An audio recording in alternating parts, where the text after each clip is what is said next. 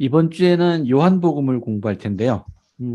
제가 요한복음에는 묘하게도 그 다른 복음서에는 다 있는 예수님이 겟세마네 동산에서 기도하신 그 장면은 요한복음에는 없어요. 아마 우리 사도 요한은 그것보다 그 전에 예수님이 가르치신 가르침들을 더 이제 남기고 싶었던 것 같아요. 지금 보면 여러 가지 가르침들이 있는데 아마 이번 주 다음 주까지 가야 되지 않을까 싶어요. 자, 요게 우리 2월절 저녁에 그 마지막 만찬, 저 주님께서 성찬식을 제정하신 다음에 그리고 겟세마네 동산에 가기 내서 기도하시기 전에 그 사이 시간에 제자들에게 가르친 내용인 것 같아요. 자, 우리 지난 시간에 요건 짧게만 보고 넘어갈게요. 자, 여기서부터 이제 주님의 가르침의 시작인데요. 자, 너무 복잡하고 어려운 걸 넘어갑시다. 여기 34절이에요. 자, 새 계명을 너희에게 주노니 서로 사랑하라. 내가 너희를 사랑한 것 같이 너희도 서로 사랑하라. 너희가 사랑하면 이로써 모든 사람이 너희가 내 제자인 줄 알리라. 아주 짧지만 강력한 말씀이죠. 만약에 우리 후기 성도들이 우리가 진짜 예수 그리스도의 제자들이다 라고 주장하려면 어떠해야 된다는 건가요? 서로 사랑하는 모습을 보여야 된다는 얘기죠. 서로 질투한다든지 헐뜯는다든지 다투는 모습을 보이는 후기 성도들은 주님의 제자가 아닌 겁니다. 예, 주님의 제자라고 하려면 서로 사랑하는 모습을 보여야 된다. 이게 주님의 제자들의 특징이다. 라고 얘기할 수 있겠습니다. 예, 그냥 넘어갈게요. 간단하게. 자, 14장부터 보겠습니다. 자, 너희는 마음에 근심하지 말라. 하나님을 믿으니 또 나를 믿어라. 내 아버지 집에 거할 곳이 많도다. 그렇지 않으면 너희에게 일렀으리라. 내가 너희를 위하여 거처를 예비하러 가노니 라고 말씀하시네요. 자, 그리고 3절까지 볼까요? 가서 너희를 위하여 거처를 예비하면 내가 다시 와서 너희를 내게로 영접하여 나 있는 곳에 너희도 있게 하리라. 아버지 집에 거할 곳이 많다. 이게 무슨 의미일까요? 근데 주님께서 거처를 예비하러 간다고요? 이건 또 무슨 의미일까요? 일단 학생교재 설명을 먼저 볼게요. 자, 우리 선자 조셉 스미스는 자, 이렇게 설명을 했네요. 너희가 하나님의 상속자여 그리스도와 함께한 상속자가 되도록 하기 위해 내 아버지 왕국에는 많은 왕국이 있도다. 많은 왕국이라는 표현을 하셨어요.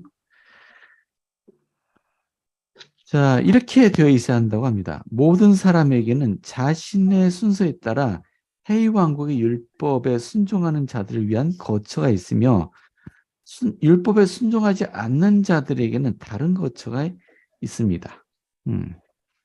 우리가 알고 있기로는 해의 왕국은 하나로 알고 있어요. 우리 최소한 지구를 거쳐간 사람들에게 있어서 해의 왕국은 하나로 알고 있습니다. 달의 왕국도 하나로 알고 있어요. 하지만 별의 왕국은 하늘의 별이 무수히 많듯이 수많은 왕국을 이루어져 있다고 알고 있습니다. 아무래도 별의 왕국에 가는 사람들이 가장 많겠죠. 저는 이걸 이런 식으로 이해를 해요. 그러니까 최소한 해의 왕국과 달의 왕국 사람들은 서로를 적대시하지 않는 사람들이에요. 하나가 되는 사람들이란 얘기죠. 심지어 해의 왕국 사람들은 다른 사람을 위해서 자신을 희생할 수도 있는 사람들이에요. 근데 이 별의 왕국에 속한 사람들은 지상에서 이미 증명했듯이 자신의 유익을 위해서라면 다른 사람을 희생시키는 것도 마다하지 않던 사람들이에요. 그러니까 지구상에서 항상 분쟁이 끊이지 않는 것은 이 별의 왕국에 속한 사람들 때문이죠. 그러니까 이 별의 왕국 사람들은 서로 화합하는 것이 쉽지 않을 겁니다. 그러니 별의 왕국은 아마 여러 개의 왕국으로 이루어져야만 하지 않을까. 서로 화합하지 못하는 사람들이 분열을 거듭해서 자신의 왕국들을 하나씩 갖지 않을까라는 생각이 듭니다. 네, 뭐 그냥 제 생각이에요. 어디 제가 교재에서 읽은 바가 있는 건 아니고요. 우리 쿠엔틴 쿡 장로님께서 이렇게 설명하고 있습니다. 조세 스미스가 계시를 받고 교회를 조직했을 당시 대다수의 기독교 교회들은 구주의 속죄가 인간들 대부분에게 구원을 가져다 주지 않는다고 그러셨습니다. 실제로 그렇죠. 일반 기독교인들 보면은 살아있는 동안에 예수를 영접한 사람들만 나중에 부활하고 천국에 들어가요. 단순하죠.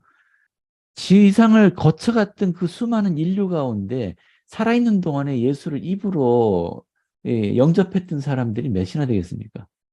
그 외의 사람들은 다 이제 지옥으로 가는 겁니다. 그러니까 일반 기독교인들에게 있어서 이 구원은 아주 희귀한 거예요. 대다수의 사람들이 잃어버립니다. 그래서 일반적인 통념은 소수만이 구원받고 대부분의 사람들은 가장 끔찍하고 이루 말할 수 없을 정도로 끝없는 고통의 파멸을 이르게 된다고 가르쳐요.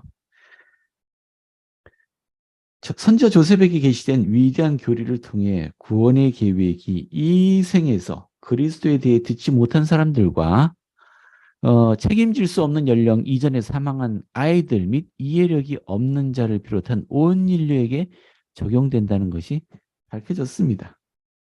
그 예수 그리스도의 속죄로 말미암아 모든 영들은 태어날 때부터 궁극적으로 부활합니다. 이제 모든 사람들이 부활해요. 역시 이것도 하나의 구원의 한 종류죠. 육신의 구원. 다음에 영과 육신이 재결합하여 이 세상에서 이 상태를 초월하는 영광의 왕국을 상속받게 됩니다. 대부분의 사람들은 최소한 별의 왕국을 상속받으니까요. 그렇죠? 하지만 예외가 있는데 사탄과 그의 천사들과 같이 하나님을 의도적으로 거역하는 자들에게는 이 예외가 적용됩니다. 즉 구원이 적용되지 않아요. 아주 일부라고 했죠. 일부. 예. 그래서 요게 뭐냐고 하면은 우리 영문 성경 조세 스미스 역에는 영어의 if라는 단어가 when으로 수정되어 있어서 구주의 의도를 분명히 밝혀준다라고 되어 있는데요. 예, 뭔 소리냐면은 그 영어로는 if I go and prepare a place for you. 그러니까 내가 가서 만일 내가 가서 너희를 위한 장소를 예비하면은 내가 다시 올 테고 그리고 너희를 나에게로 맞아들이겠다. 그러니까 내가 가서 준비하면 이라고 되어 있어요. 그러니까 요 말, 요 의미라면은 그러니까 내가 구원하고자 하는 친구들만 위해서 내가 자리를 예비하겠다. 뭐 이런 의미로 들리잖아요. 근데 조세 스미스 영감에게는 이 if가 아니고 when으로 바뀌었어요. when. 그러니까 이렇게 바꿔놓으면 어떻게 되냐면 내가 가서 너희를 위한 장소를 마련할 때 내가 다시 돌아와서 너를 맞이하겠다. 그죠? 이 준비를 마치면 내가 와서 너희를 영접하겠다. 그죠? 그래서 너희가 나 있는 곳에 그리고 너희도 역시 있을 거다. 이렇게 예, 조세 스미스는 의미를 좀 바꾸었네요. 자, 이해되셨나요? 예. 그러니까 내 아버지 집에 거할 곳이 많도다라는 요 말은 하나님의 구원의 계획에서는 아주 일부 사람만 구원하는 것이 아니고 대부분의 사람들을 구원하는 큰 계획이다 라는 의미를 갖고 있다. 이제 그렇게 이해하시면 되겠습니다. 자, 6절부터 읽어볼게요. 예수께서 이르시되 내가 곧 길이요 진리요 생명이니 나로 말미암지 않고는 아버지께로 올 자가 없느니라. 제가 처음 이것을 배울 때는 무슨 말인지 잘 이해를 할 수가 없었어요. 그분이 진리다란 말은 이해가 돼요. 왜냐하면 그분은 거짓을 말하지 않으시니까. 그죠? 그분에게서 모든 진리가 나와요. 생명이다. 그죠? 그분에게 생명의 권능이 있어요. 죽고 살릴 수도 있고 본인도. 그죠? 자, 이것도 역시 이해가 돼요. 근데 내가 곧 길이다. 나를 지려밟고 가라는 얘기인가? 주님께서 내가 길을 잘 알고 있으니 내가 가르치는 대로 해라. 내가 길을 잘 알고 있다. 내가 길을 가르쳐 주겠다. 이런 말씀이 아니고 내가 곧 길이다라고 얘기했어요. 내가 길이다. 길이 따로 있어서 예수님이 그 길을 걸어 보이신다. 이런 의미가 아니고 내가 길이다라고 얘기하신 거예요. 그러니까 좀 이해가 되세요? 내가 길이다라고? 예수님 밟고 갈 수는 없잖아요. 구원에 이르겠다고. 이게 무슨 의미냐? 혹시 여러분들의 지혜를 좀, 여러분들 어떤 식으로 이걸 이해하시는지 잠깐 지혜를 빌려주실 수 있나요? 예수님이 음, 대속을 하셨잖아요. 네. 그래서 예수님을 통해서만 하나님 아버지에게 우리가 갈 수 있으니까 예수님을 통하지 않고는 갈 수가 없잖아요. 아, 예수님이 우리 구원에 네, 이르는 관문이다. 네네. 네, 그런 의미에서 그분은 길이시다. 오, 감사합니다. 명확해지는 것 같네. 자, 또, 나는 또 이렇게도 생각한다. 있으세요? 예수님을 닮아야 그 길을 우리도 그대로 똑같이 따라가야 된다. 가신 길을 그대로. 그런 뜻은 예수님을 아닌가. 닮아야 된다. 예수님이 하신 그것을 우리도 행해야 된다. 그것도 설득력 있네. 그러니까 예수님 자신이 길을 보여주신 거죠. 근데 내 뒤를 따라와라. 이게 내가 길이다. 내 뒤를 감사합니다. 내 말씀을 따르라. 아, 주님이 가르치신 말씀을 따라 행해라. 그러니까 그분이 길을 보여주셨다. 좋습니다. 여기서 예수께서 내가 곧 길이요 진리요 생명을 네, 주님이 비춰주는 세상의 빛이라고 이렇게 저는 또 알고 있거든요. 우리에게 네. 비춰주는 빛. 그러니까 이것을 그분이 우리 길을 예, 비춰주신다. 그분이 빛의 근원이시니까. 그죠? 네. 아이, 감사합니다. 이거 의견들이 너무 훌륭하세요. 자, 우리 일단 학생 교재 한번 읽어볼까요? 우리 교재는 뭐라고 설명하고 있나? 이 브루스 맨코기 장로님의 설명인데요. 그분의 이제 몰몬 닥트린이라는 책에 이렇게 설명하고 있답니다. 그분은 길이시다. 그죠? 구원은 그분이라는 길 안에서 그리고 그분이라는 길을 통해서 온다. 부주께서는 나로 말미암지 않고는 아버지께로 올 자가 없느니라. 아까 그분이 관문이시다. 예, 그런 말씀 통하는 것 같아요. 라고 말씀하셨습니다. 그분은 진리이시다. 그분이 그 거룩한 속성의 화신이시기 때문이다. 그리고 그분은 생명이다. 생명의 빛이 그분에게 중심을 두고 있기 때문이다. 그분과 그분의 권능 없이는 아무것도 존재하지 못할 것이다. 그분이 생명의 빛을 거둬가시면 그 즉시 사망이 승리를 거두게 된다. 그분 없이는 불멸의 삶도 끝이 없는 영광의 삶인 영생도 없다. 예, 세 가지 설명을 하고 있습니다. 코렌스 이 코브리지 장로님의 말씀이세요. 행복과 성취를 위한 길은 오직 하나뿐입니다. 그분이 그 길이십니다. 다른 모든 길은 그것이 어떤 길이건 무슨 길이건 간에 어리석습니다. 그렇죠? 우리는 주님을 따르고 그분의 권능을 부여받아 화평, 빛, 힘, 지식, 자신감, 사랑과 기쁨을 얻을 수 있거나 아니면 어느 길이든 무슨 길이든 다른 어떤 길로 가서 그분의 도움과 권능의 인도를 받지 못하는 어둠, 혼란, 의구심, 슬픔, 절망, 삶을 홀로 살 수도 있습니다. 자, 행복과 성취를 위한 길은 오직 하나뿐입니다. 여분이 말씀하셨던 것처럼 예수 그리스도를 닮아 가야 된다. 그분이 행 것을 행하고, 그죠? 그분의 속죄를 받아들이고, 이런 생각도 들어요. 우리가 교회 가르침을 받으면은 항상 뭔가 행해야 된다에 대해서 많이 관심을 가져요. 근데 이것보다는 오히려 우리가 뭔가 되어야 하는 것에 더 초점을 맞추면 어떨까요? 그러니까 주님을 닮는 거죠. 단순히 그 주님이 가르치신 또 계명 이런 것들을 행하는 데 초점을 맞추기보다 주님이 어떤 분이었는지, 그죠? 나는 어떻게 하면 그분을 닮을 수 있는지 이 부분에 초점을 맞춘다면 요거는 자연스럽게 우리 행위는 자연스럽게 따라오지 않을까라는 생각이 듭니다. 자, 그런 의미에서 그분은 길이다.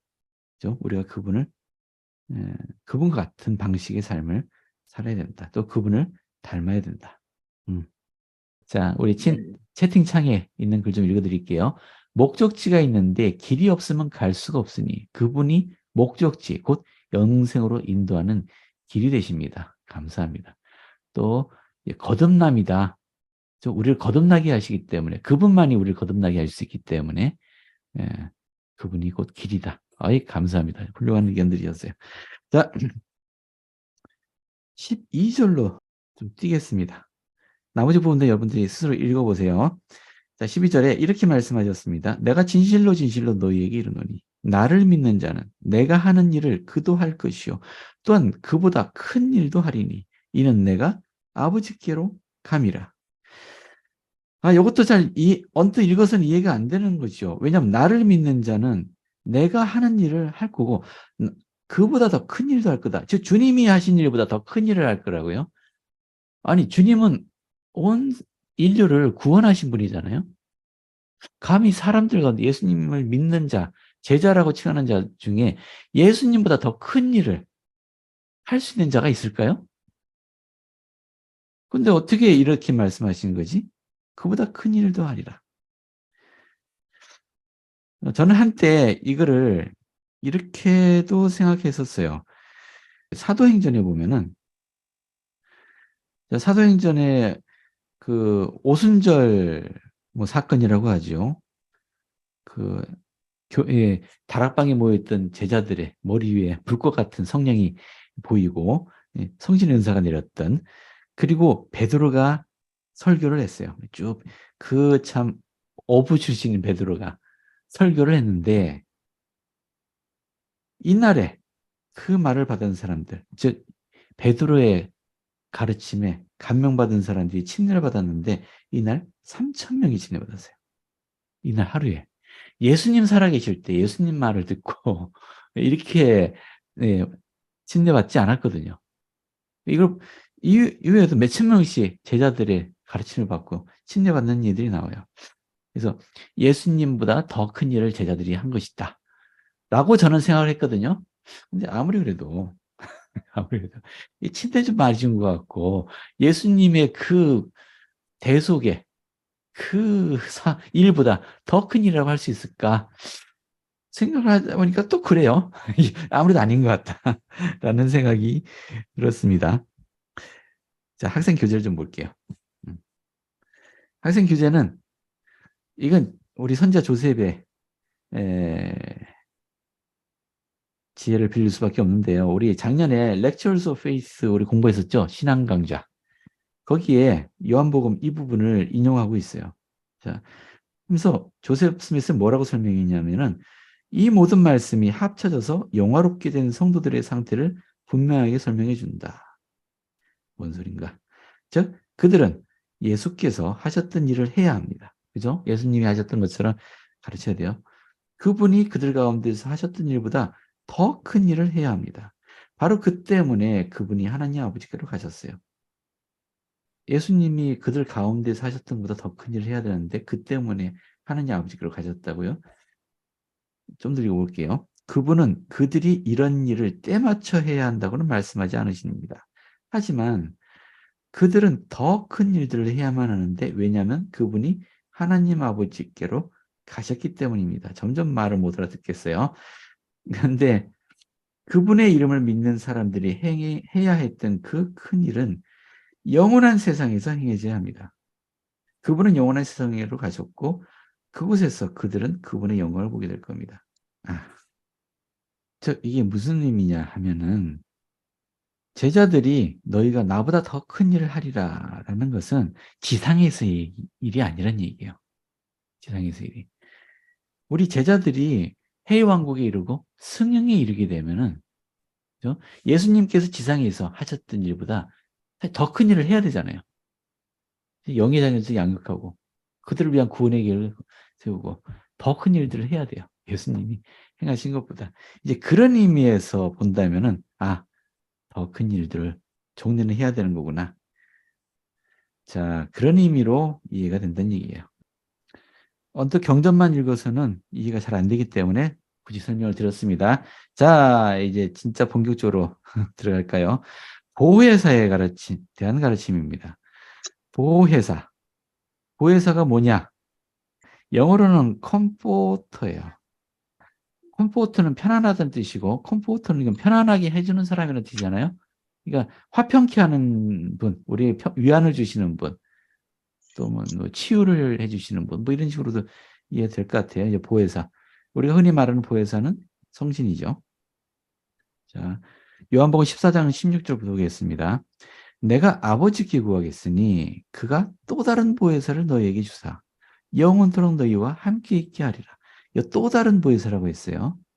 이 보혜사는 영원히 함께합니다. 그는 진리의 영이에요. 세상은 능히 그를 받지 못하나니 이는 그를 보지도 못하고 알지도 못함이라. 그러나 너희는 그를 아나니 그는 너희와 함께 거하시며 또 너희 속에 계시겠습니다. 내가 너희를 고아와 같이 버려두지 아니하고 너희에게로 오리라. 이 또 다른 보혜사란 말씀하셨어요.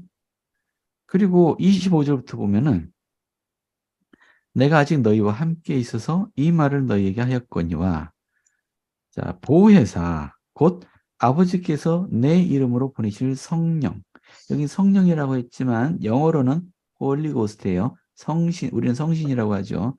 성신, 그가 너희에게 모든 것을 가르치고 내가 너희에게 말한 모든 것을 생각나게 하리라. 자, 여기서 말하는 보혜사는 누구죠? 성신이죠. 성신. 예, 성신입니다. 성신은 어떤 일을 하시죠? 가르치고 생각나게 하십니다. 이게 성신의 역할이에요.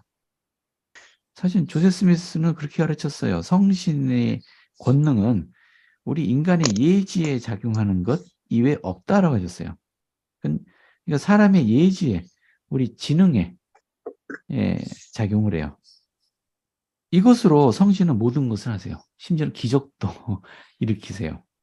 모세에게 지팡이를 들어서 바다를 가라라라고 하신 것도 성신이시거든요. 평안을 너에게 끼치더니 자, 성신은 우리에게 평안을 가져다 주죠. 곧 나의 평안을 너에게 주노라. 내가 너에게 주는 것은 세상이 주는 것과 같이 아니하니라. 너희는 마음에 근심하지도 말고 두려워하지도 말라. 보혜사에 대해서 좀 읽어볼게요. 보혜사로 번역된 그리스어 파라클레토스요? 이건 요한의 기록에만 나타난답니다. 요 단어, 보혜사라고 칭하는 요 단어는 요한복음에만 나타나요. 곁에 부름받아 있다. 이거 부름받아서 우리 곁에 머문다. 라는 뜻이랍니다. 이거 도우미, 중재자, 옹호자 뭐 이런 식으로 의미를 말할 수 있습니다. 그래서 이 보혜사라는 칭호는 성신과 예수 그리스도 모두에게 적용됩니다. 구주께서는 제자들에게 자신이 떠난 후 그들이 홀로 남겨지지 않을 것이며 그들에게 도움을 줄 성신의 동반을 받게 될 것이라고 약속하셨어요. 자, 그게 이제 보혜사죠. 보혜사. 자, 성신이 함께할 때 우리가 평안을 얻습니다. 좀 모든 걸 가르치고 생각나게 해주세요. 근데 여기 앞에 또 다른 보혜사를 주시겠다 하셨잖아요. 아까 첫 번째 보혜사가 있었고 그럼 또 다른 보혜사가 있느냐? 성신과 같은 분이 또 있느냐? 예수 그리스도. 자, 이걸 우린 예수 그리스도로 알고 있어요. 이 보시면 몇 가지가 있습니다. 내가 너희를 고아와 같이 버려두지 아니하고 너희에게 오리라. 누가요? 내가 오리라고 했어요. 그날엔 나의 계명을 지키는 자라야 나를 사랑하는 자인데 나를 사랑하는 자는 내 아버지께 사랑을 받을 것이요 나도 그를 사랑하여 그에게 나를 나타내리라. 나는 예수님이죠. 우리 교재에도 설명하고 있습니다. 두 보혜사가 언급되었습니다. 선지자 조세 스미스의 가르침에 보면 있습니다. 자, 하나는 성신이고, 자, 첫째 보혜사는 성신입니다. 그리고 또 다른 보혜사는 굉장히 관심을 불러일으키는 대상인데 아마도 이 세대 사람들은 거의 이해하지 못하는 것이다. 사람이 그리스도를 믿는 신앙을 갖고 죄를 회개하며 죄사함을 받기 위해 침례를 받고 첫째 보혜사인 성신을 받고요. 나서 하나님 앞에 계속 겸손하고 의에 굶주리고 목마르며 하나님의 모든 말씀대로 생활한다면 이윽고 구주께서 그에게 아들아 내가 높이 들어올려질 것이라 라고 말씀하실 것입니다. 주님께서 그를 철저하게 검증하시고 어떤 위험을 무릅쓰더라도 자신을 섬길 결의가 확고하다는 것을 알게 될 때 그 사람은 자기 부름과 택함을 확실하게 될 겁니다. 그런 후에 요한복음에 기록되었듯이 주님께서 성도들에게 약속하신 다른 보혜사를 받는 특권을 얻게 될 것입니다. 그렇다면 이 다른 보혜사가 누구냐? 곧 주 예수 그리스도 자신이시다라고 했어요. 성신은 침례받으면 누구에게나 그죠? 성신의 은사를 받을 자격이 주어지죠. 첫 번째 보혜사입니다. 근데 두 번째 보혜사는 조건이 까다롭네요. 조건이 까다로워요. 자, 근데 일단 두 번째 보혜사 주 예수 그리스도께서 우리와 함께 하신다는 거예요. 성신의 은사는 우리가 합당하면 성신이 항상 우리와 동반한다는 거잖아요. 근데 육신을 가진 우리와 성신이 항상 동반하기 위해서 그분은 영으로 있을 필요가 있다. 영의 존재로 지금도 몸고 계시다. 라고 우린 배웠습니다. 근데 주 예수 그리스도께서는 육신을 가진 분이시죠. 그러니까 이분은 그 웬만해서는 함께 동반할 수가 없어요. 특별한 경우 외에는. 근데 주 예수 그리스도를 영원한 동반자로, 즉 다른 보혜사로서 받게 된다. 예수 그리스도를 영원히 동반하게 된다는 얘기는 다른 말로 하면 무슨 말인가요? 예수 그리스도와 함께 영원히 가게 된다는 얘기는. 이거 해왕국 간다는 얘기잖아요. 해왕국 가야 영원히 함께 예수님과 계시죠. 그죠? 그러니까 살아있는 동안에 이 두 번째 보혜사를 받게 되는 사람도 있어요. 그 얘기는 이 사람은 해영광을 약속받았다고 이해해도 좋아요. 근데 살아있는 동안에 해영광을 약속받았다는 얘기는 승영을 약속받았다는 말과도 같습니다. 영원한 결혼 생활에 충실하지 않은 사람에게 두 번째 보혜사가 내리시겠습니까? 그럴 수는 없죠. 예.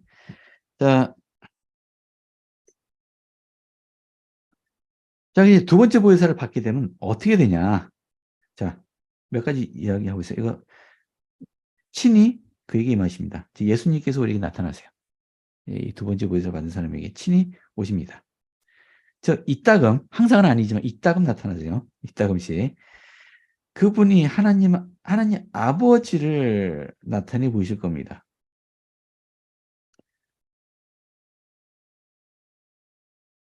그러니까 하나님 아버지도 볼 수 있다는 얘기인가요? 뭐 예수님을 볼 수 있으면 승형에 이르신 예수님 볼 수 있다면 아버지도 볼 수 있겠죠. 뭐, 네. 그분들은 함께 머물 겁니다. 마지막 세 번째, 여러 하늘의 시연이 열릴 겁니다. 우리 이더스에 보면은 야레스의 형제가 세상의 처음부터 끝까지 모든 것을 시연으로 보았다라고 되어 있죠. 모세도 보았다라고 되어 있고요. 선자 조셉 스미스도 봤는지 모르겠습니다. 아무튼 그런 시연이 이 사람에게 열리게 됩니다. 주님께서 그를 대면하여 가르치시고 하나님 왕국의 여러 신비들을 완전히 알게 될 수도라고 했네.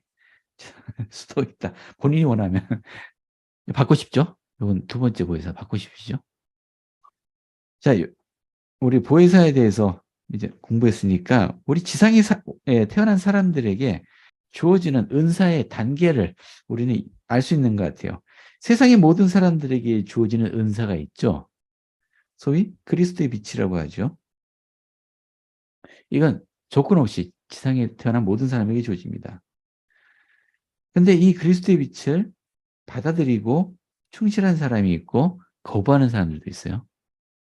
자, 그리스도의 빛에 충실하게 살아가는 사람들에게는 그 다음 은사가 주어지죠. 그게 뭐죠? 성신의 은사입니다. 그리스도의 빛보다 더 상위의 은사이고 더 큰 빛, 더 밝은 빛이라고도 말할 수 있어요. 그리스도의 빛은 단순히 양심의 음성이라고 얘기한다면 성신의 은사는 우리를 실질적으로 승형으로 인도해 갑니다. 예. 자, 성신의 은사에 충실하고 이 은사를 계속 간직한 사람에게, 그죠? 이 성신이 이끄는 대로 충실히 살아간 사람에게는 이 마지막 은사가 주어져요. 이게 지금 두 번째 보혜사라는 얘기잖아요. 두 번째 보혜사. 그리고 두 번째 보혜사. 즉 예수 그리스도, 그리스도의 동반이 은사를 주어집니다. 자, 살아있는 동안에 여기까지 된 사람은 많지는 않을 것 같아요. 예, 드물게 있을 것 같습니다. 제가 알기로 선지자 조셉 스미스는 살아있는 동안에 승형을 약속받았다고요. 죽기 전에. 예, 죽기 얼마 전에 승형을 약속받았답니다. 조셉도 더 살았으면 뭐 죄도 좀 짓고 뭐 했을 것 같은데요. 어쨌든 왜냐면 조셉은 실제로 자기 목숨을 버렸잖아요. 그리스도를 증거하기 위해서. 예, 자기 목숨을 버렸습니다. 그래서 승형을 약속을 받았습니다. 여기. 주님께서 너희를 고아와 같이 버려두지 않으시라고 하셨잖아요. 이거 한번 읽어볼까요? 제프리알 혼장군의 말씀입니다. 예수님이 그토록 길고 외로운 길을 온전히 홀로 걸으셨기에 우리는 그렇게 하지 않아도 됩니다. 그분의 고독한 여정은 그 여정의 축소된 모형의 고독한 길 위를 우리가 걸을 때 위대한 동반자를 가질 수 있게 해주셨습니다. 우리에게는 하늘 아버지의 자비로운 보살핌, 그분의 사랑하는 아들의 변함없는 동반, 비할 데 없는 성신의 은사, 하늘의 천사들, 휘장 양편의 가족들, 선지자와 사도들, 교사, 지도자, 그리고 친구들이 있습니다. 예수 그리스도의 속죄와 그분의 복음의 회복으로 인해 우리의 지상 생활에는 이 모든 것을 포함한 다양한 동반자들이 함께합니다. 우리는 외로이 걸을 필요 없다는 얘기죠. 우리 주님은 외로이 걸으셨어요.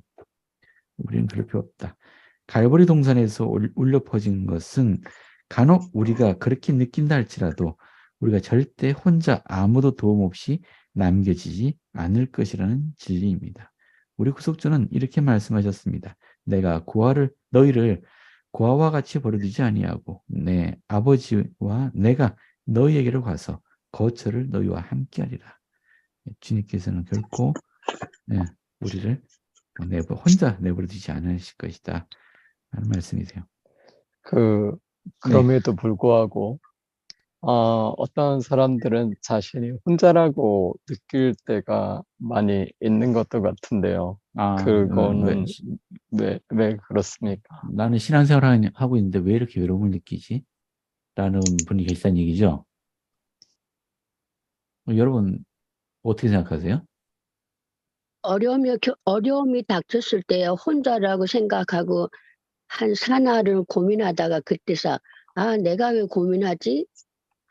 주님이 계신데 내가 왜 생각 못했지? 이런 걸 항상 겪고 살거든요. 근데 맨 처음에는 인간이니까 외롭지만은 며칠 실컷 앓고 나면은 다시 하나님 곁에 돌아가서 괜찮아.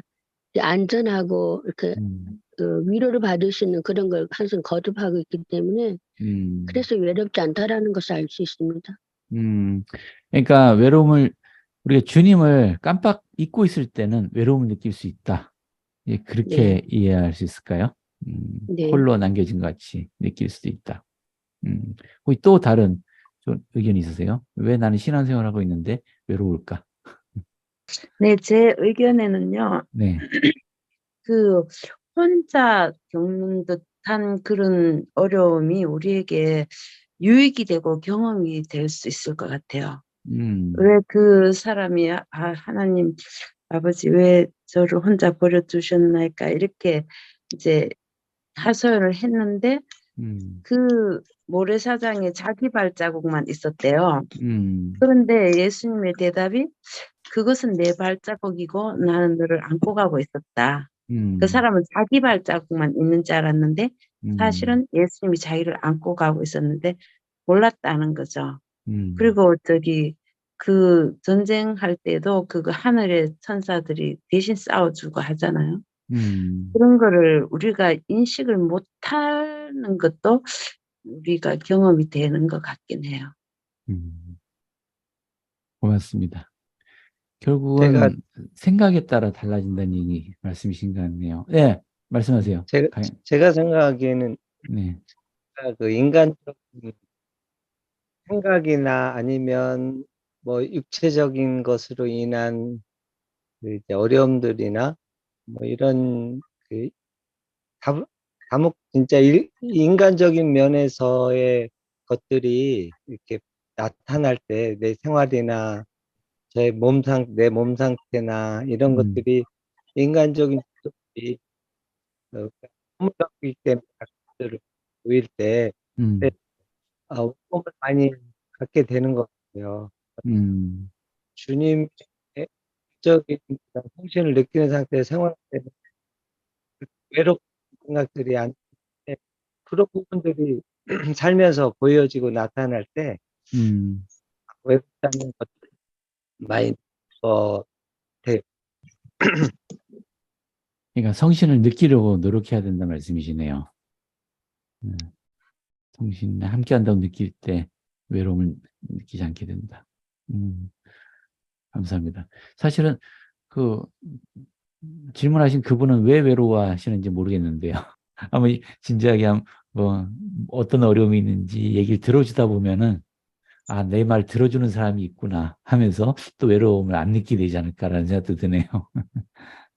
저도 생각을 해보니까 네.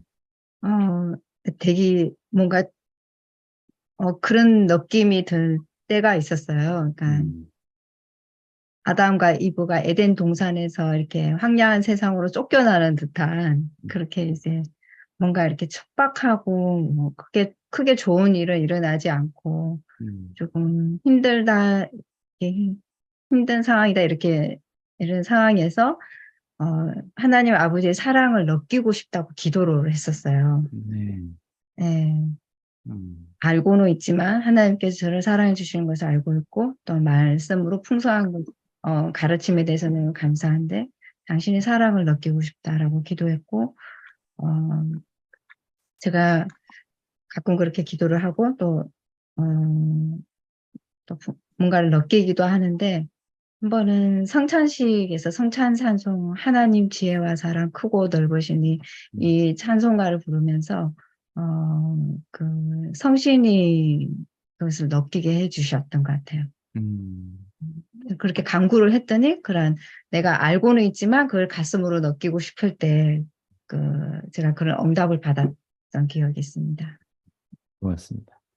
우리가 이 세상에 왔을 때 많은 어려움을 통해서 그것이 시련이 이제 유익이 되잖아요. 네. 그러니까 내가 왜 이렇게 외로울까? 많이 힘든 부분이 있다.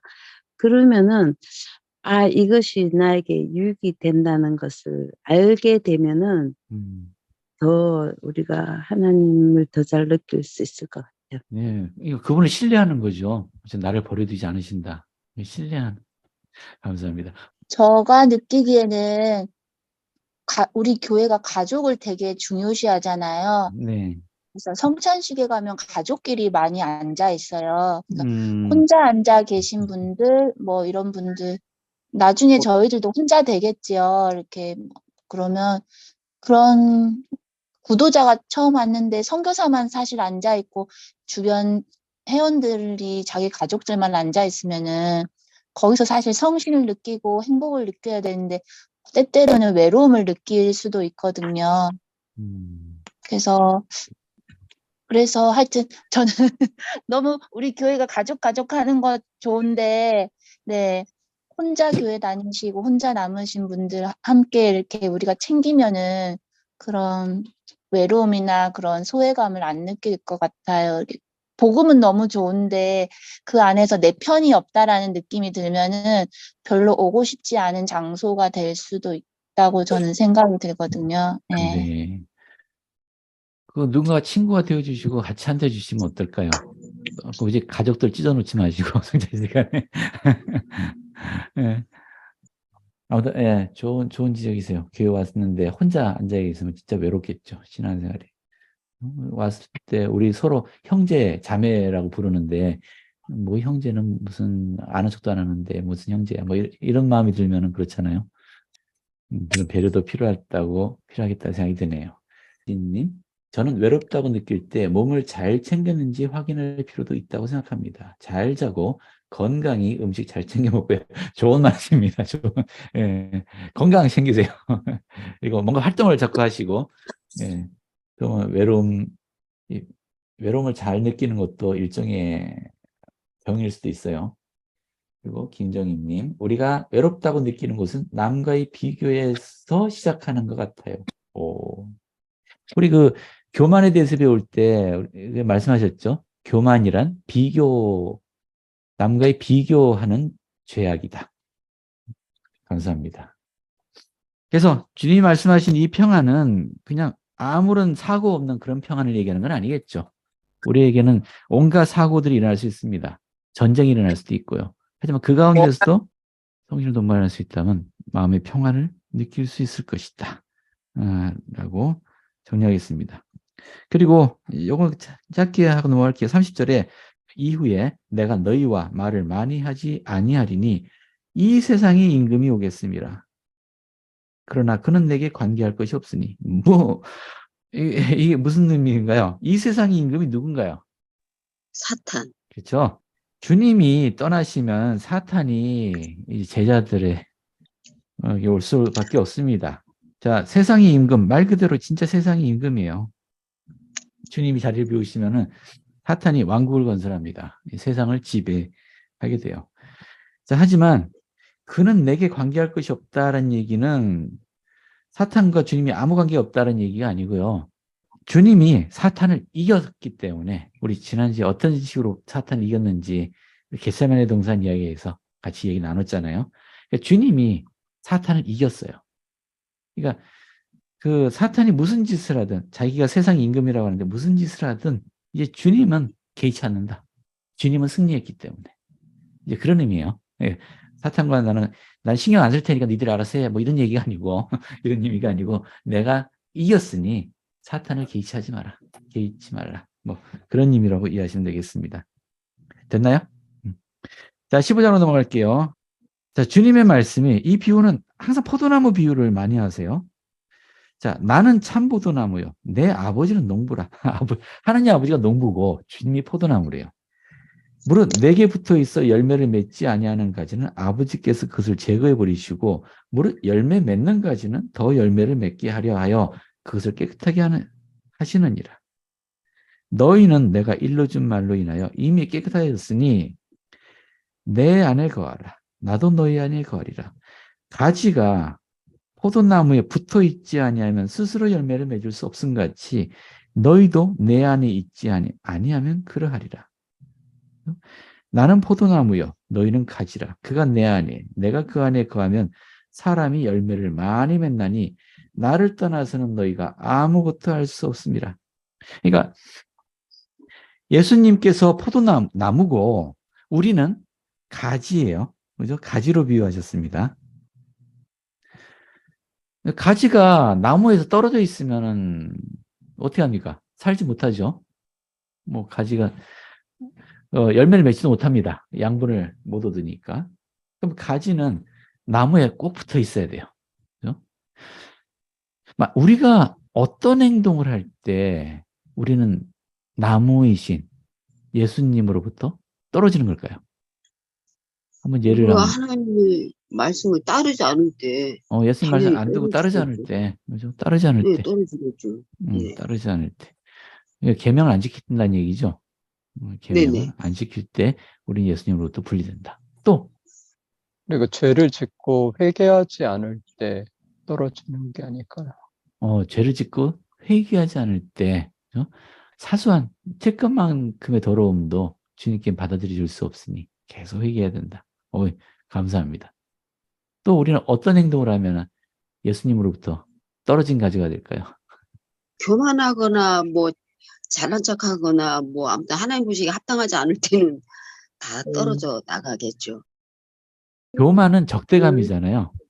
다른 사람이나 하나님에 대해서 적대감을 갖는 걸 교만이라고 해요. 그렇죠? 적이 어떻게 붙어 있을 수 있어요? 다른 사람을 적으로 삼지 마시기 바랍니다. 또 어떤 말씀하시려고 하셨나요? 예수님이 아닌 다른 것을 따르려고 할 때. 다른 것을 따르려 할 때. 맞습니다. 결국은 온전한 열매를 맺지 못하게 될 겁니다. 그죠? 감사합니다. 너무 바빠서 주님을 잊어버릴 때. 너무 바빠서 주님을 기억하지 못할 정도로 바쁠 때. 그분을 망각할 때. 그렇습니다. 그럼 반대로 그분을 기억하려고 노력해야 되겠네요. 어떻게 하면 그분을 계속 기억할 수 있을까요? 좋은 의견 많이 나왔습니다. 예수님 항상 기억한다. 교회를 안 갈 때? 교회 안 갈 때? 물론이죠. 교회 가지도 않는데 예수님 붙어 있을 수가 없죠. 전신갑주를 둘러야 한다. 전신갑주 둘러야 됩니다. 사탄의 공격에 대비하는 전신갑주 둘러야 됩니다. 나중에 에베소서 공부할 때 전신갑주 공부하겠습니다. 감사합니다. 자, 우리 예수님께 차작 붙어 있어야 돼요. 예, 딴 데로 가시면 안 됩니다. 딴 데서 양분 찾으려 해도 예, 그만한 양분을 찾지 못합니다. 자, 이건 읽고만 넘어갈게요. 16장 33절입니다. 내가 너에게 이르노니 너희로 내 안에서 평안을 누리게 하려 함이라. 세상에서는 너희가 환난을 당하라. 담대하라. 내가 세상을 이기었노라. 사실 끔찍한 사고나 사건 같은 것들이 뉴스에 많이 나오는데 만약 우리가 그 입장이면 이제 담대할 수 있을까라는 언뜻 걱정이 되기도 합니다. 뭐 세상에 어떻게 하든 사탄이 어떤 노력을 하든 우리의 영을 파멸시킬 수는 없어요. 우리가 그렇게 선택하지 않는 이상 우리 영을 파괴할 수는 없습니다. 즉 우리의 구원을 함부로 할 수는 없습니다. 담대시 바랍니다. 17장 3절 요거는 암송하시면 좋겠습니다. 여러분 17장 3절입니다. 우리 같이 소리는 맞춰서 한번 읽어볼까요? 그냥 제 음성에 따라서 여러분 각자 한번 소리 맞춰서 한번 읽어보겠습니다. 자, 17장 3절입니다. 자, 시작. 영생은 곧 유일하신 참 하나님과 그가 보내신 자 예수 그리스도를 아는 것이니이다. 자, 다시 한번요. 영생은 곧 유일하신 참 하나님과 그가 보내신 자 예수 그리스도를 아는 것이니이다. 브루살 맥코기 장로님께서 이 안다는 것에 대해서 설명하셨어요. 한번 같이 읽어볼게요. 하나님에 대해 아는 것과 하나님을 아는 것은 별개이다.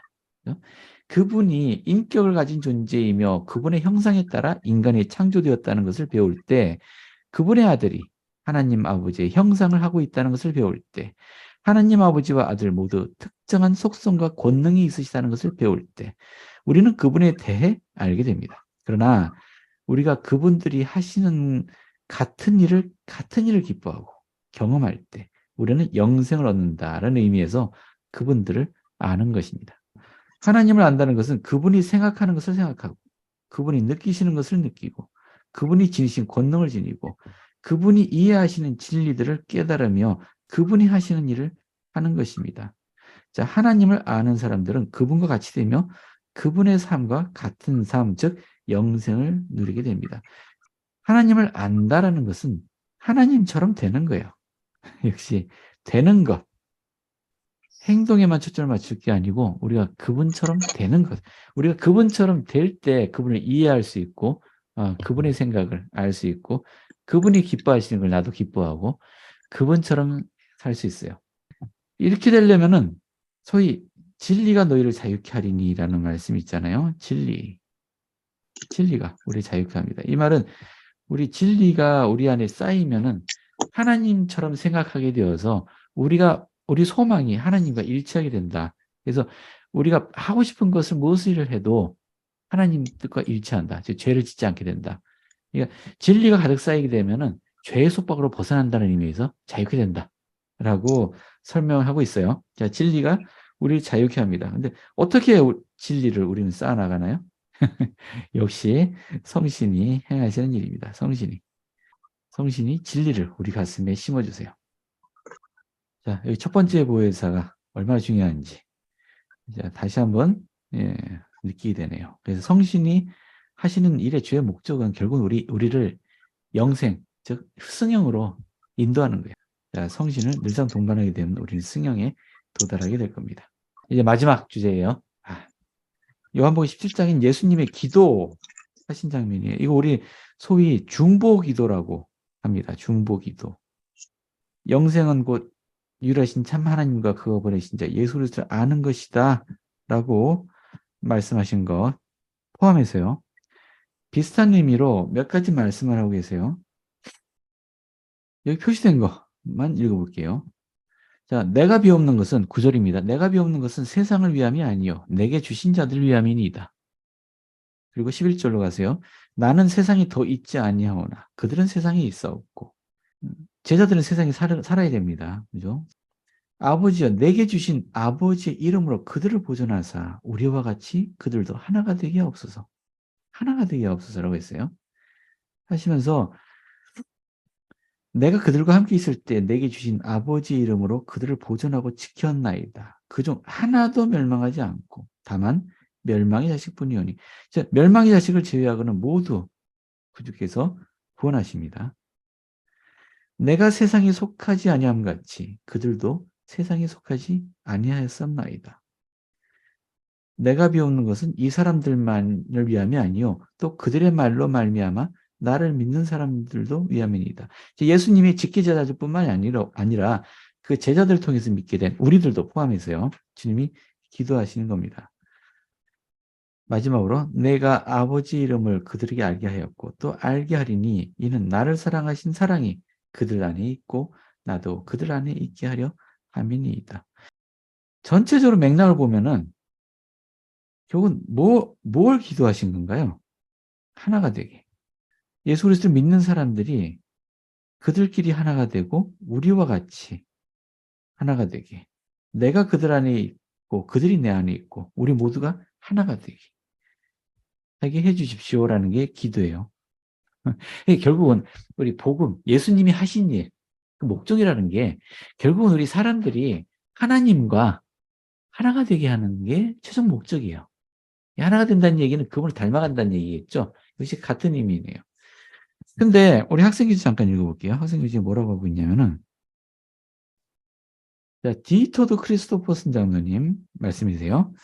우리도 하나님 아버지와 아들처럼 온전히 하나가 되도록 권유받았다는 사실은 생각만 해도 참으로 영광스러운 일이 아니겠습니까? 어떻게 이 일이 가능할까요? 자, 우리가 어떻게 하면 하나님 아버지와 아들처럼 온전해지고 하나가 될 수 있을까요? 예수님은 그분의 육과 영 모두를 아버지의 뜻에 맡기심으로써 아버지와 온전히 하나가 되었습니다. 예수님은 하나님 아버지와 관련하여 이렇게 말씀하셨습니다. 나는 항상 하나님이 기뻐하시는 일을 행하느니라. 예수님이 하신 말씀이세요. 그러니까 하나님과 하나가 되셨겠죠. 우리가 두 분의 뜻을 우리의 소망으로 삼기 전에는 하나님 및 예수님과 하나가 될 수 없다는 것은 틀림없는 사실입니다. 하루아침에 사람이 유순해질 수는 없습니다. 하지만 우리가 기꺼이 하려 할 경우 시간이 흐르면서 하나님 아버지께서 아들 안에 계신 것처럼 하나님께서 우리 안에 계실 수 있게 될 때까지 주님은 성령을 통해서 우리를 가르치시고 인도하실 것입니다. 저는 그렇게 하기 위해 해야 할 일을 생각하면 두려워집니다. 그러나 충만한 기쁨을 누릴 수 있으려면 온전히 하나가 되어야 됩니다. 충만한 기쁨을 누리려면 제가 하나님 아버지와 구속주로서 존경하고 경배하는 거룩한 분들과 하나가 되라는 권유를 받았다는 점에 대해 뭐라고 감사의 말씀을 드려야 할지 모르겠습니다. 제가 이 아브라함서 이거 읽을 때 처음 이거 읽었을 때 굉장히 의아했던 기억이 나요. 뭐냐면은 아브라함이 치연으로 본 것인데 이제 하나님이 구원의 계획을 만드시고 이제 지구를 창조하려고 하세요. 우리가 이물질을 취하여 거할 땅을 만들리라 하시면서 뭐라고 말씀하셨냐면은 이로써 우리는 그들을 시험하여 주 그들의 하나님이 명하시는 것은 무엇인지 그들이 다 행하는지를 보리라. 명하시는 것은 무엇인지 다 행하는지를. 제가 뭐가 의아했냐면요. 아니, 우리 사람의 선택 의지가 중요하다며요? 그래서 스스로 선택해서 이를 통해서 발전해야 된다. 뭐 그런 말씀이잖아요. 근데 우리 하나님은 하나님이 명하시는 것은 다 해야 된다라고 지금 말씀하고 계세요. 그럼 선택 의지는 어디 간 거예요?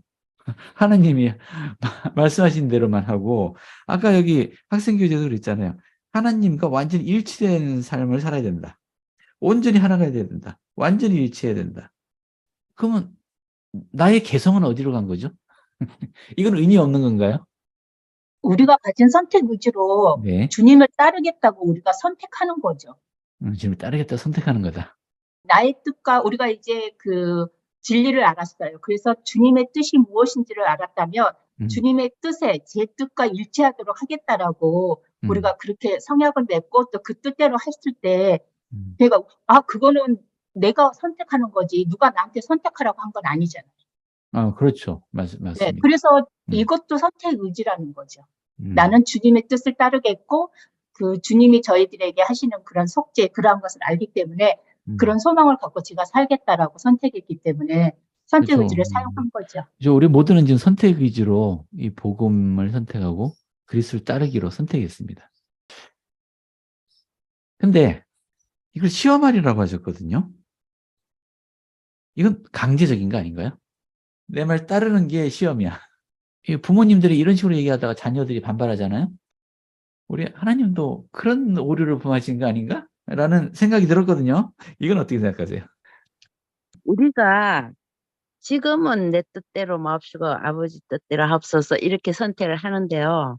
하나님을 진짜 아는 사람이 되면 우리 뜻대로 해도 하나님 뜻하고 일치하는 거예요. 그것을 최종 하나님께서 목표라는 얘기죠. 목표로 하신 거죠. 예. 그것이 최종 목표다. 우리한테 강요하지는 않으시는 것 같아요. 예, 항상 강요하지는 않으세요. 예. 저희들에게 두 가지를 선택할 수 있는 그런 것을 다 가르쳐 주시잖아요. 네. 그러니까 저희들이 저도 부모지만 아이들한테 엄마 말대로 해라고 하지 않잖아요. 이렇게 했을 때 너한테 어떤 게 오고 뭐 A라는 플랜을 네가 했을 때는 어떤 결과고 B라는 플랜을 네가 선택했을 때는 어떤 결과가 올 거라는 것을 분명하게 아이들에게 이야기해주고 하지만 네가 스스로 선택하라고 아이들에게 우리가 기회를 주잖아요. 강요하진 않잖아요. 또 요즘 강요한다고 해서 아이들이 부모 말대로 따르지도 않겠지만 근데 주님도 마찬가지잖아요. 저희들에게 다 가르쳐 주시고 그리고 나서 그렇게 이야기했잖아요. 너희들이 뭐 A를 선택했을 때 결과는 너희들이 선택할 수 없다. 그 선택하는 순간의 결과까지 같이 수용을 해야 된다는 거 그에 대해서 우리를 가르쳐 줬기 때문에 그냥 저희들은 저희들의 생각과 저희들의 지혜를 가지고 우리가 좋은 거, 우리가 생각할 때 좋다고 생각한 것을 우리가 선택하는 거잖아요. 네, 고맙습니다. 뭐 제가 좀 도전적으로 질문하긴 했지만 여러분들이 잘 알고 계세요. 구약 공부할 때 아담과 이브 얘기했었잖아요. 아담과 이브가 에덴 동산에 있을 때 에덴 동산에서 아담과 이브는 선택 의지를 가지고 있었나요? 예, 선택할 수 있는 능력은 주었어요. 선택 의지에는 4가지 조건이 필요하다고 했죠. 완전한 선택 의지를 행사하려면 첫 번째, 상반되는 것이 있어야 돼요. 상반되는 것이 존재해야 됩니다. 자, 두 번째, 상반되는 것에 대한 선택의 능력이 있어야 돼요. 그리고 우리는 율법이 주어져야 됩니다. 율법이 없으면은 뭘 선택해도 상관없잖아요. 어느 게 올바른 선택인지 그런 선택인지를 구분할 수 없죠. 마지막으로 이 지식이 있어야 돼요. 이 모든 것에 율법이 뭐고 무엇이 상반되는 것이고 하는 것에 대한 이 지식이 있어야 돼요. 그래야 올바로 선택 의지를 행사할 수 있습니다. 아담과 이브의 경우에 선택의 능력은 있었죠. 율법 있었죠. 따먹지 마라. 생육하고 번성하라. 율법이 있었습니다. 그죠? 자, 상반되는 것도 있었죠. 금단의 열매와 생명나무 열매 있었습니다. 지식. 아담과 이브는 온전한 지식을 갖고 있었나요? 존재하는 것들에 대한 상반되는 것들을 이해하지 못하고 있었어요. 나중에 금단의 열매를 먹고 이제 경험하면서 배우게 되겠죠. 슬픔과 기쁨이 있고 고통과 있고 하여튼 예. 자, 그런 상반되는 것들을 경험하면서 더 많은 지식을 쌓을 거예요. 자, 그러면 지금 우리는 완전한 선택 의지를 행사할 수 있나요? 지금 마찬가지예요. 우리에게는 지금 전세에 대한 기억이 지워져 있어요. 그죠? 우리 지식이 온전치 않아요. 우리가 알고 있는 거 한정된 범위 내에서만 선택 의지를 행사할 수 있어요. 따라서 율법도 완전히 다 알지 못해요. 이 세상을 지배하는 율법을. 선택 능력이 주어져 있고 상반되는 것은 우리와는 상관없이 존재해요. 하지만 이 두 가지 된 율법도 존재하겠죠. 근데 우리는 이것에 대한 지식이 부족하다는 얘기예요. 그래서 현재 우리도 완전한 선택 의지를 행사하고 있다라고 볼 수는 없어요. 그러면 우리는 다음 세상에서 모든 지식이 회복되고 우리 배움이 끝났을 때야 온전한 선택 의지를 행사할 수 있다라고 할 수 있을 것 같아요. 그러니까 지금은 우리에게 주어진 작은 선택 의지를 행사하는 겁니다. 요걸 생각한다면은 왜 하나님이 언제 순종하는지 아니하는지 보겠다. 그러니까 우리에게 주어진 선택 의지는요, 우리에게 주어진 지식 범위 내에서 옳은 것을 선택하는지예요. 우리 지식은 온전히 하나님께서 주신 지식을 벗어나지 못해요. 옳고 그런 것에 대한 지식. 이 말씀이 성립하는 걸 알 수 있겠죠. 온전히 순종하는지 보겠다. 그게 우리에게 주어진 과제입니다. 우리는 순종하는 게 과제이고요. 그렇게 순종할 때 우리는 하나님과 하나가 되어갈 겁니다. 그냥 그분의 뜻에 일치하면서. 계명을 지키는 크게 어려움이 없는 사람들을 보면 의로움을 추구하기 때문에 그게 크게 어렵지 않고 벗어나는 게 더 어려운 거죠, 사실은. 맞아요. 네. 그래서 이미 의로움에 좀 달려있다고 봐요. 이미 몸에 배어 있고, 그죠? 내가 자신이 달라졌으니까. 그래서 맞아요. 진리가 자유케 되리라 그거죠. 네, 맞습니다. 저 같은 경우는 예. 행복해지기 때문에 우리가 주님의 것을 선택했을 때 행복해지기 때문에 그 자유의지를 사용해서 선택하지 않나 그런 생각이 들었어요. 왜냐하면 세상적인 삶의 방식을 선택도 해보고 주님께서 제시해 주신 삶의 방식 선택했을 때 우리가 더 이렇게 행복해지는 걸 느끼잖아요. 성취도 느끼고 주님께서 주시는 평화도 느끼고 그래서 더 이렇게 자유의지를 사용해서 선택하게 되는 것 같아요. 예, 맞습니다. 그러니까 지금 우리 현세에서 우리 삶은 완전한 자유로운 세상이 아니에요. 그러니까 하나님의 뜻에 맞게 이렇게 조율되어 있는 세상이에요. 그러니까 이 세상에서 올바로 사는 사람들은 하나님의 뜻을 따르는 선택을 할 수밖에 없게 되어 있어요. 다른 선택이 없는 겁니다. 그렇게 만들어져 있는 세상입니다. 그러니까 그런 한정된 범위 내에서 우리가 선택 의지를 올바로 사용하느냐 안 하느냐를 보겠다는 거죠. 그것이 이제 나중에 심판의 기준이 될 겁니다. 감사합니다. 16장 7절 다뤄주시지 않았는데요. 16장 7절이요? 주님께서 떠나가는 것이 너희에게 유익이라. 예, 전에 한번 다뤘었기 때문에 넘어가려고 했더니 질문하셨으니까 다룰게요. 자, 우리 16장 7절에 그러나 내가 너희에게 실상을 말하노니 내가 떠나가는 것이 너희에게 유익이라. 내가 떠나가지 아니하면 보혜사가 너희에게로 오시지 아니할 것이요. 가면 내가 그를 너희에게로 보내리니. 자, 이게 어떤 오해하신 분들은 예수님이 여기 계시기 때문에 성신이 전혀 어떤 일을 하지 못하신다 라고 생각하는 분도 계세요. 그래서 내가 떠나면 성신이 올 거다. 근데 그런 의미가 아니고요. 예수님이 여기 계시면은 굳이 성신이 나설 자리가 아니잖아요. 그렇죠?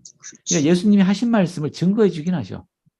근데 예수님이 다 지시하시고 일을 행하시고 하시는데 성신이 나서서 사람들을 인도한다든지 이럴 필요가 없는 거죠. 그러니까 예수님이 떠나시면 그때서야 이제 보혜사께서 즉 성신이 사람들을 인도하기 시작하신다. 즉 성신의 은사가 주어진다. 그렇게 이해하시면 돼요. 근데 예수님이 계시는 것보다 성신이 함께하는 게 오히려 더 유익이다라는 얘기예요. 요거 이해가 되세요? 왜 예수님이 예수님 직접 계신 게 낫지. 성신보다 예수님 직접 계신 게 낫지. 왜 성신에 의지하는 게 더 유익하다는 걸까요? 예수님이 계실 때 사람들은 무엇으로 예수님을 따르나요? 예수님이 하신 말씀, 예수님이 행하신 것을 보고 따르죠. 이게 신앙인가요? 근데 예수님이 안 계세요. 오로지 성신을 통해서만 증거를 받는 사람들이 있어요. 예수님 따라고 나면 그래야 되죠. 제자들도 성신에게만 의지해서만 이제 말씀을 전해야 돼요. 이렇게 해서 믿는 사람들은 신앙이죠. 예, 어느 쪽이 더 큰 신앙을 갖겠습니까? 예수님을 보고서 따르는 사람과 안 보고서 따르는 사람. 이게 좀 묘합니다만은 성신이 강력한 부분이 이거예요. 오히려 우리 사람이 성신의 음성에 귀를 기울일 때 오히려 더 큰 기적들이 일어나요. 사람들의 마음에 큰 변화가 일어나고요. 우리 주님이 계실 때는 주님이 하시는 거 다 보고서도 지금 잡아 죽이려고 하는 사람도 있었잖아요. 제자들의 가르침을 통해서 믿게 된 사람들은 자기 목숨을 겁니다. 예, 성신이 증거가 그렇게 강력해요. 그래서 이게 더 유익이다. 그렇다고 예수님 계실 때 성신이 아무것도 안 하고 계셨다, 그런 의미는 아니고요.